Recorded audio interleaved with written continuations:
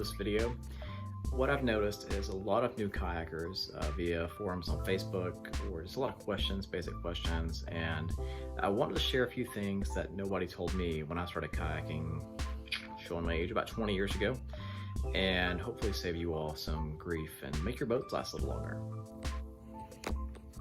So I have graduated slowly from some smaller kayaks up to a Jackson Liska. I also have a big tuna over there on the other side of the boat. And my son has a 9-foot, it's made by Untitled Watersports. That's his first boat. Similar to mine, I bought it used. All of my boats were somewhat used. But basically, there's a lot of extra money in the economy and limited things to do right now because of COVID. So a lot of people have been buying kayaks, and I just hope that I can help you guys out. These kayaks are all, a couple years old, still in great shape. And my old kayaks that I have graduated from and sold, I kept them in pretty good shape, but there's some things that I did wrong. So first thing is sitting in your kayak on a hard surface. So this is on my garage floor. I do have it on a foam mat because I do baby everything that I own. My boat over here is 30 something years old. So I want to keep everything good. But if you notice when you sit in this seat, and by the way, I'll go into why I have it loose in a moment.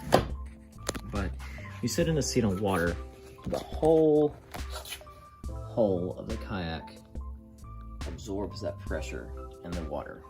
So it spreads it out evenly. You sit on it on dry land, you're concentrating all of your weight onto just a few points on the top of the kayak, and then furthermore on the bottom of the kayak. And I'll talk more about our scupper holes in a minute, but these are some of the weaker points, and we're putting extra weight on those because we're not putting the weight up here where we would if we're in the water or in the back. It's all in this middle section here.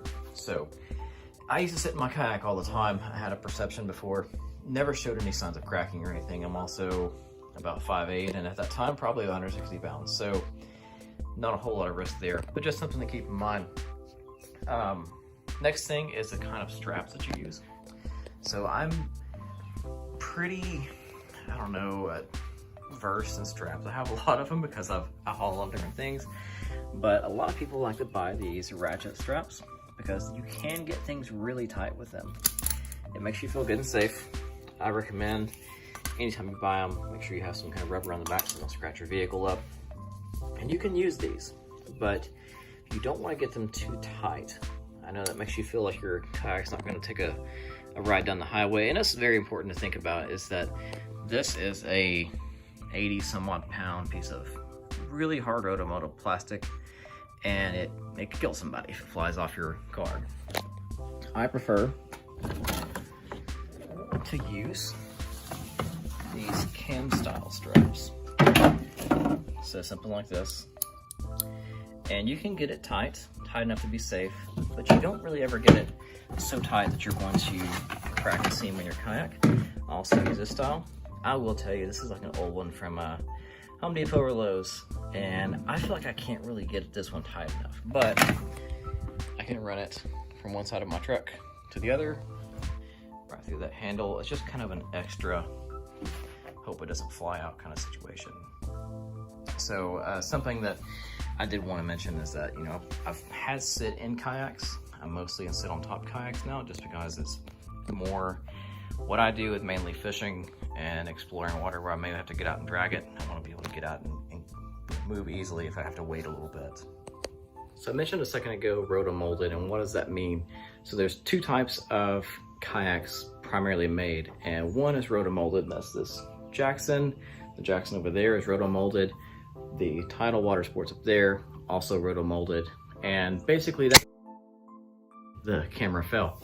I'll try to edit that the best I can, but there's also thermo-molded plastic. Now, thermo-molded is typically like a Pelican, Lifetime, those kind of kayaks. So do not want to drag those. So roto-molded can take some abuse. The thermo-molded can take some, but you definitely want to be careful. They're not quite as durable. A lot of those are your Sun Dolphins, Ozark Trails, those kind of things. Good kayaks, great kayaks to get started in, but just be careful if you're dragging those on the ground. So I know you're gonna watch this and think that kayaks are very delicate.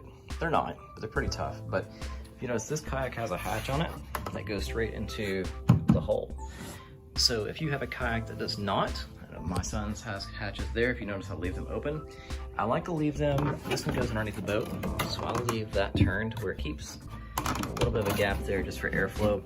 I want to keep the inside of the kayak as dry as possible, but also if you do not have a hatch, you're going to want to locate your drain plug on your kayak. This is in case you get water in the hole. You want to loosen that up while it's in your garage or wherever you're storing it, and this will allow a little bit of air in there, and more importantly, to let air out. If you store it on a day like today where it's in the 50s and then it gets really warm, I'm not saying it could happen, but a lot of manufacturers suggest doing that so that your kayak doesn't basically, I don't want to say explode, but blow a seam out or something. Next thing is your PFD. So along with a lot of people beginning kayaking, there's been a lot more accidents lately. So this is your standard foam PFD. This is an old Harmony one, and this is an inflatable one I have set to manual, so I can get in the water. I just have to pull this, and I've tested it before. It does explode. Not explode, but it just, everything inflates really fast. It has a CO2 cartridge in it.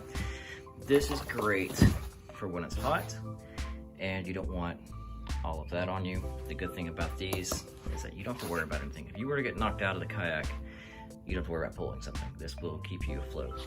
One thing I will say is this is an old one. You notice it has foam all the way down the back. When you're sitting in your seat, it can get in the way. Newer kayak life jackets, especially ones made for fishing, have a lot more pockets. And the foam stops, I'll flip it over again. The foam stops up here so that your seat doesn't interfere with the foam and vice versa. I will say the best life jacket is the one you're gonna wear, the best PFD, because I take this one 95% of the time because it's so comfortable. Even in the winter, when I feel like if I were to fall out, I could get hypothermia. I'll go into some more safety things in a minute, but just get the one that you will wear. The number one thing you hear is there was a life jacket on board or PFD on board, but they weren't wearing it when they find the body. So be safe out there. Going further into safety, this is a cheap dry bag that I picked up at the local Coleman outlet. So what I'll do is I put an extra pair of clothes in here when it's cold, or extra, just set of clothes in general, socks, pants, etc. Also have another small bag in here that has, you can see the rope is right there. I have some extra rope, flashlight. I also have sunscreen, and I use an old CD, but just something that I could, you know, shake in the sunlight and hopefully get attention if I'm stranded. So talking about the structure of the kayak a little bit, the tops of these kayaks have a lot of rounded edges and things, and you'll have to check with the manufacturer. I don't know about this one particularly. I don't rooftop it. I put it in the back of the truck mostly. But a lot of companies say you should haul them upside down on a roof rack. And I would recommend getting some kind of foam to try to distribute out the kayak's weight, to try to absorb a little bit of the shock from the road, etc. If you're hauling in a truck, probably nothing you have to worry about. I always just put mine on the truck bed. No problems with that. Another thing I wanted to mention is, you notice I've got my paddle here. So this is I think it's a Field & Stream. It is a carbon fiber paddle. This is the fanciest paddle I've ever had. Like I said earlier, I've graduated up from, you know, just every year upgrade a little bit here and there. But what you want to look for is the width of your kayak. The Liska is 32 inches wide. So I have I think that's a 255. It's a really long paddle, one of the longest ones you can buy. But the idea is that I can get more paddle blade on each side without having to lean too far. And then also, if you have a kayak like this where you can stand up, it helps you dig that blade in the water and almost use it like a paddle board. So on the kayak again, this is the part I really want to talk about, because this is where a lot of people end up having to get repairs. Moving this stuff out of the way. These are called your scupper holes. And the idea with these is that water is going to come in your kayak via sometimes paddle drip. I have my ring slid out to the end, hopefully make all the water stop here and fall off. But if I take a long stroke or something, it may come into the kayak up here, get on my legs, whatever. There's also scupper holes in there. And then lastly, there is one back here.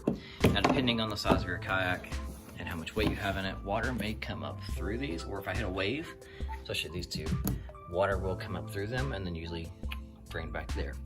So that's their functionality. You can plug these. So you can buy plugs. These are oval shaped. You would almost have to buy some kind of plugs for them that are made for that. If you have round shaped ones, I'll show you real quick. My son's kayak, round shaped plug, round shaped holes. We actually use little practice foam golf balls for his, and it may work in here, but you never want to run straps through your scuppers or carts.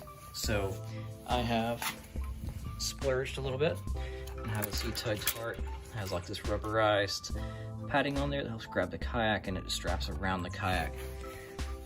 Allegedly, and I have never put a hole in any of my kayaks, but this is the weakest part of your kayak. You can feel there's a seam in there where like the top and the bottom of the kayak come together.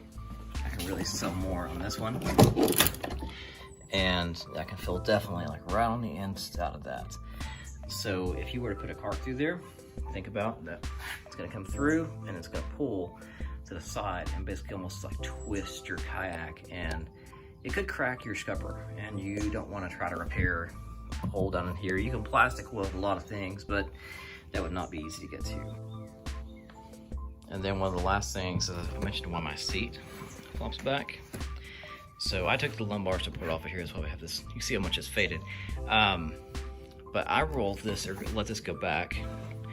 First of all, so I can store it, but also so the wind doesn't catch it. So I put it in the truck this way. The wind will come over and go right out the back, and hopefully hit my safety flag. If you have anything hanging out of the back of your truck too far, you want to put that on there. Some states require it. I don't know what the laws are here, but Jackson does normally include a flag for you. But my goal there is to try to keep this seat in good condition. They're about $150, I think, if you buy them from the factory. And some of these are more proprietary with their fittings now. So we want to make sure we take care of that. And the last thing I want to talk about is safely anchoring. So here in East Tennessee, we have a lot of rivers. And also, you know, if you're in the wind, you want to be careful with this too. But you never want to anchor off the side of your kayak. So you wouldn't want to have the anchor coming off here. You can imagine the wind or the currents coming this way. If you were to lean over a little bit, push this edge of the kayak down, it could grab and either swamp you, or it could roll you over, depending on how far you've leaned over, what kind of kayak you're in. If you notice, I have an anchor wizard. I'll go through a couple of different anchor setups. I anchor off the front mostly, but I would urge you to anchor off the front or the back. And that way, the narrow part of your kayak is always hitting the current that's coming at you. So I'll anchor in the back on lakes a lot and try to use the wind to position my kayak to where I want it. On the river, I will anchor off of the front. And what I've got here is just a carabiner with a cheap pulley. Probably need some WD on that just to keep it from squeaking too much. And then I have my line that goes up there.